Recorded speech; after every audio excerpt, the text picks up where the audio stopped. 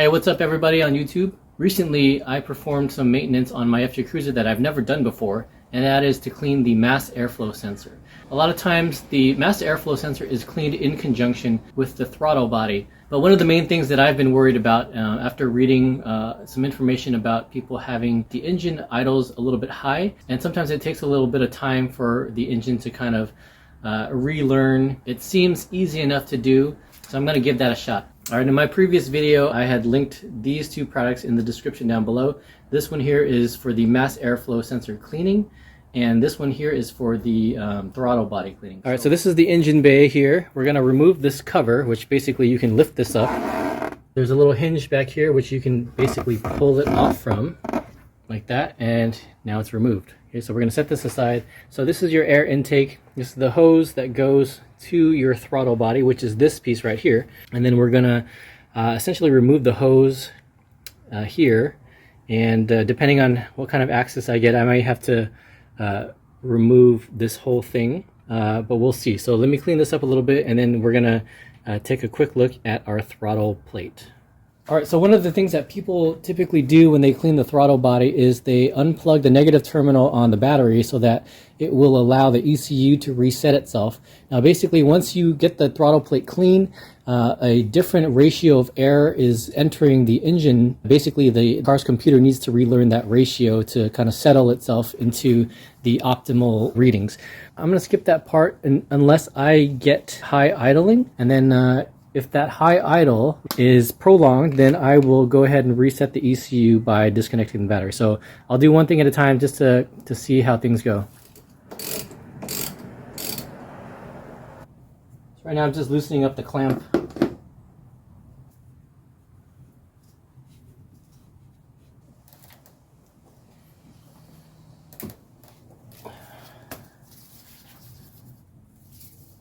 Alright, so it's a little tough, so I'm going to go ahead and loosen up this one right here. So this is a 10 millimeter. And I'm going to loosen up this bolt here as well, which is also a 10 millimeter.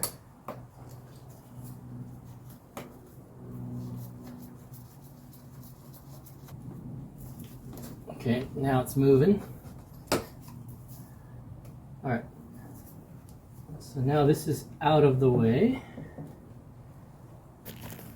Alright, so now I have access to my throttle body and the throttle plate. There it is right there. Before I do anything, I'm going to disconnect this electronic connection. Okay, now that connection's out.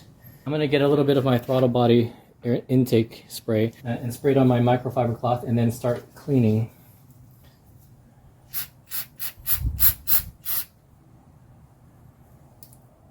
I'm just going to wipe the inside of it real quick. Now, some people will opt to remove the whole thing, so they'll remove these 4 bolts, take out the whole throttle body, and they'll be able to hit it from the back. But I'm not going to do that. I'm just going to try to keep things simple. It doesn't appear to be all that dirty. All right, there's not too much dirt on that, I would say. So I'm going to go ahead and give this butterfly here a little bit of a push at the bottom. Very gentle push, and then I'm going to hold it. You definitely can see some carbon buildup on the edge of that butterfly there. So I'm cleaning the bottom of the cylinder here. See, there's a little bit of carbon there coming out.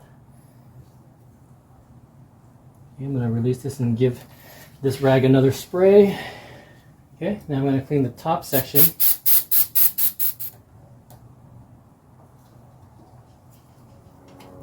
It's a little bit tricky, but I'm holding that butterfly open with one hand and then using my other hand to clean the inside.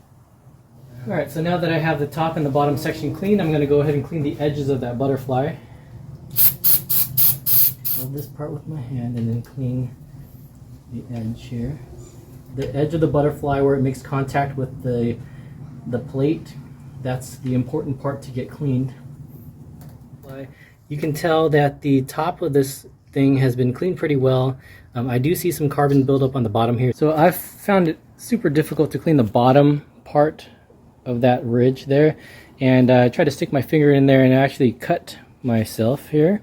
So that thing is super sharp. I don't know how much of it I'll be able to get, but one of the things to keep in mind is if you decide to remove the whole throttle body, there's a gasket behind here that will likely need to be changed. So that's just one less thing for me to worry about if I don't remove this. So I'm going to leave it alone. I was able to get in a little bit underneath that butterfly and clean some of the carbon off. You can see that it looks a little bit cleaner on the bottom there. What I did was I pushed this through, held it, and then put the microfiber cloth underneath. Okay, so I'm pretty happy with the cleanliness of this guy as it is. Gonna give it a final wipe. So now I'm going to reassemble the hose and then hope for the best. All right, first things first, I'm gonna reconnect my electronic connection. Boom. And I've got this hose.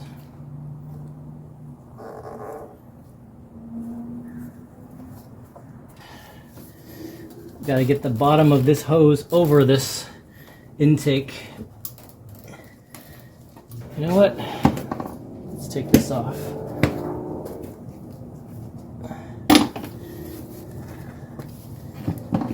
Make it a little bit easier on ourselves. There we go. It's going to need to go over like that.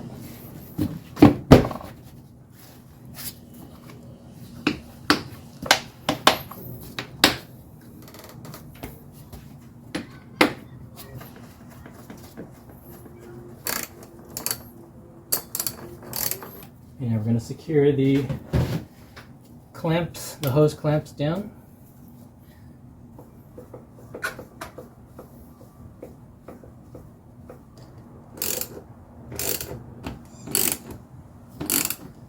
All right, that's on there pretty good. All right, so the moment of truth here is that we're going to start the engine. All right, so I'm going to expect a high idle, and let's see what happens.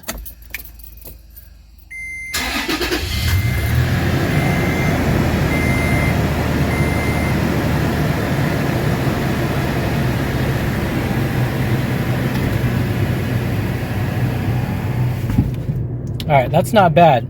Okay, that maintenance required you saw was the my reminder to get an oil change, because as you see, I'm about overdue for an oil change. So that's what that is. I'm actually quite surprised right now that the RPMs did not go too high, and that's what I was expecting. That's what a lot of people on YouTube and the FJ Cruiser forums have reported.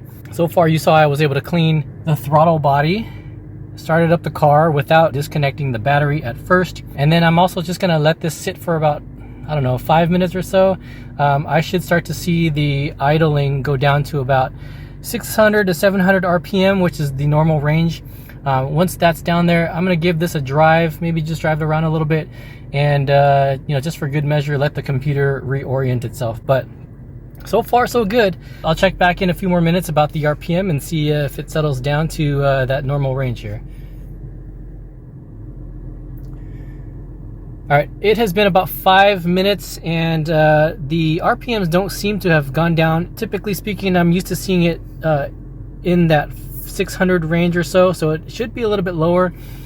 So what I'm going to do now is I'm just going to disconnect the negative terminal of the battery just to let the ECU reset itself, and then I will turn it back on and see if that does anything.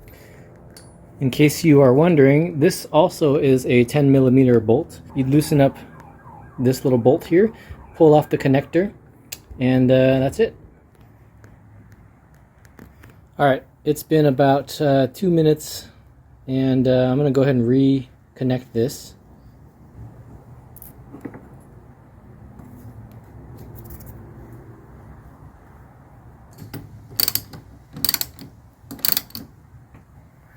All right, now I'm going to go ahead and turn the engine back on and see what happens.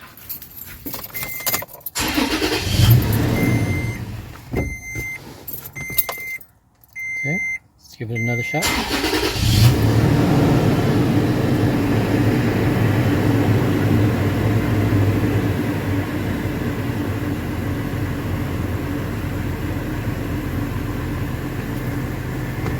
Alright, that first stutter, you notice that typically when the battery is disconnected and then you put the battery back in, I typically see it stutter a little bit. So I don't think that's related to the throttle body cleaning, but more so the battery being disconnected. I'm going to give it a little bit of throttle. Okay, so now we're starting to see that idle come back down to that range where I'm used to seeing. So definitely disconnecting and reconnecting that battery definitely did help. There was a little bit of high idle, although not as high as what I've read other people experiencing, up in the 2000 RPM range. Mine was hovering just under 1000 RPM, but now just very quickly you can see that idle is back to its normal range. So I definitely recommend disconnecting the battery. I will have to reset the compass, which is fine. So far, no codes have been thrown, and this was a lot easier than I expected it to be. I could have done without the cut finger, but definitely nothing to be afraid of. All right, so there you have it. We successfully cleaned our mass airflow sensor in the previous video and the throttle body in this video. As far as the throttle body goes, this should be done every 30 to 50,000 miles or so. And then with the mass airflow sensor, the recommendation is you clean that sensor whenever you replace your engine's air filter, which I believe is around 30,000 miles or so. So we're good for a while now. It's definitely something that you could do on your own. Again, I will leave the links to these two products, which you can buy as a kit together. So go ahead and check out those links. So hopefully that helped you in one way or another. If you're new to the channel, please consider subscribing. Thank you guys for watching, and I'll catch you in the next video. All right, you guys, you know what? Since I've gone ahead and done the service for the mass airflow sensor and the throttle body cleaning, I figured I might as well just change out the engine air filter. Went to Toyota today and purchased the engine air filter and the cabin air filter, which I'm going to change out as well. So here are the parts here. This is the cabin air filter. That's the part number there. Here is the engine air filter. I paid $37 for, and this one here, for the cabin, I paid $26. So I'm going to go ahead and just change this out right now. I'm going to go ahead and pop the hood and swap this out. Alright, we got some clips here. 4 clips around the perimeter. I'm just going to lift up this box, pull out the old air filter. Alright, here's a quick comparison between the two. Old, new.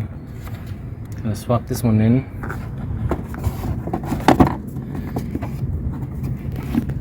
Just like that. That's done.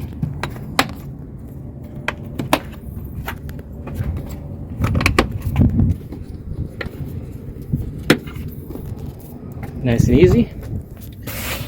Alright, now for the cabin. Just gonna take off this glove compartment. Squeeze the sides. This thing comes down. This little white box here, which we can push the tabs on either side to pull it out. This thing, so we're going to reuse this white tray. We're just going to pull this guy out.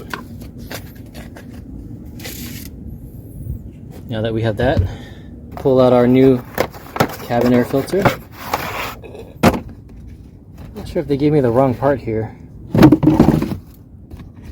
I wonder if this is interchangeable. Alright, so it looks like they gave me a different part. This one here is 87139YZZ81. The one that came out of my FJ was 87139471010.